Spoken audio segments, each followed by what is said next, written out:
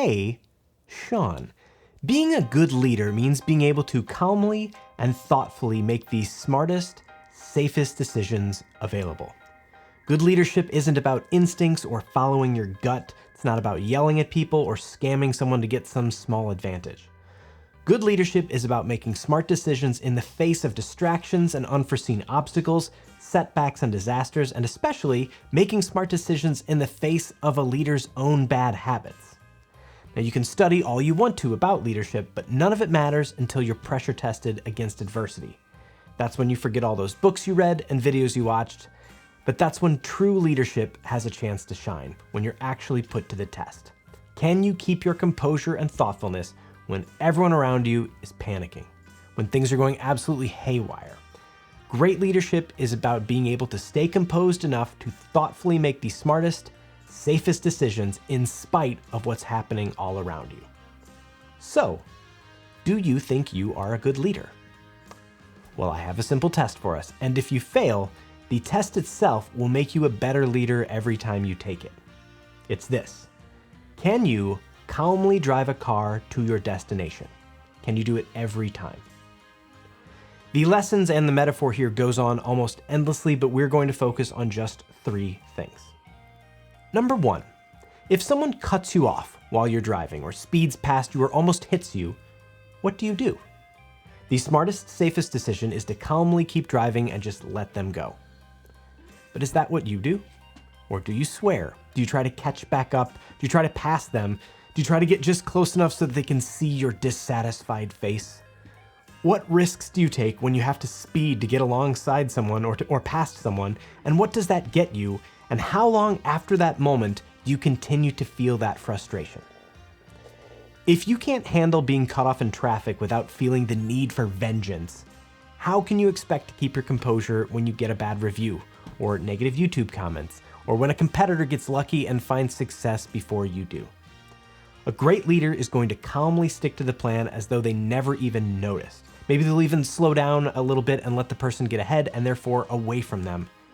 And if you can remind yourself of this, each time you get cut off, you're going to slowly teach yourself to be a better leader. Number 2, if you start your drive and then run into bad traffic or construction or something that will make you late, what do? The smartest, safest decision is to continue to drive calmly. Is that what you do? Or do you get frustrated? Do you grab your phone? Reaching for your phone to text someone that you're going to be 5 minutes late isn't safe, let alone using your phone to pass the time while driving. Speeding up to the bumper in front of you isn't smart. Getting anxious about your tardiness, no matter how important the thing is, getting anxious about your tardiness isn't going to get you there any faster. So if you can't handle a setback or delay without scrambling and getting anxious, how can you expect to weather a bad quarter or a bad hire, a bad decision, or a pandemic? A great leader is going to stay composed and stay the course. They will even slow down to make sure that everyone around them is safe and then proceed steadily toward their destination. And if you can remind yourself of that, anytime you miss a light or hit traffic or a detour, you're going to slowly teach yourself to be a better leader.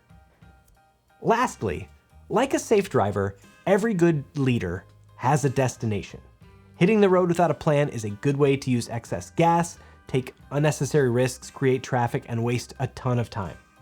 A good driver will map out the route, combine that map with their own personal experience of the route, check for projected traffic, closed roads, or shortcuts, and then begin the journey. Is that what you do?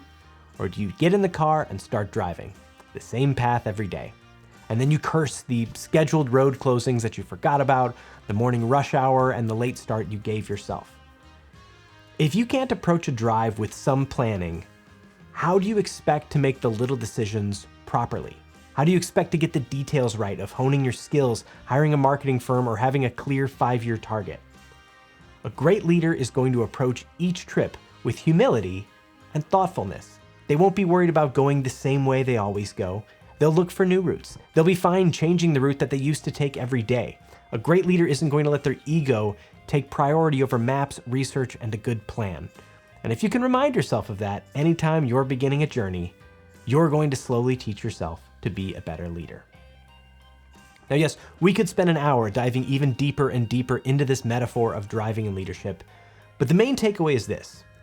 When you're driving by yourself, can you handle the predictable, routine annoyances of travel without losing your composure? If you can't, how can you expect to be a strong leader when jobs are on the line, or when you're advancing your cause, your company, or your craft? If missing a stoplight makes you lose your cool, you will never be able to handle a big mistake, a bad economy, a missed opportunity, or even just some good advice. Good leadership is about calmly making smart decisions in the face of adversity, and driving is a good way to test yourself and improve. I have been working on this video for over a year now, and I have become a very calm, patient, and safe driver. I have learned to pride myself on how calm I can be when someone cuts me off or when we miss a light because someone in the front of the line isn't paying attention. And I've noticed how these things have kept me calmer and therefore more thoughtful when I've had bad news from clients or obstacles as a parent or setbacks on my passion projects. However, I still catch myself getting worked up from time to time when someone is dangerously close to hitting me or when I find myself running very late. But it's those times that I lose my composure that I notice later, once the feeling passes.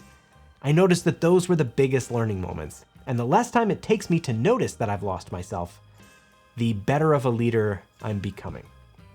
And the worst thing that you can do as a driver or a leader is think that you are already good enough and that you don't need to improve. That's all I got. Oh, and don't text and drive. If you can't stop checking your email or social media while piloting a vehicle on the highway, you are not going to be able to focus on whatever it is you're trying to do as a leader. Put your phone down. Have a great day or night or whatever, wherever. See you later. Bye.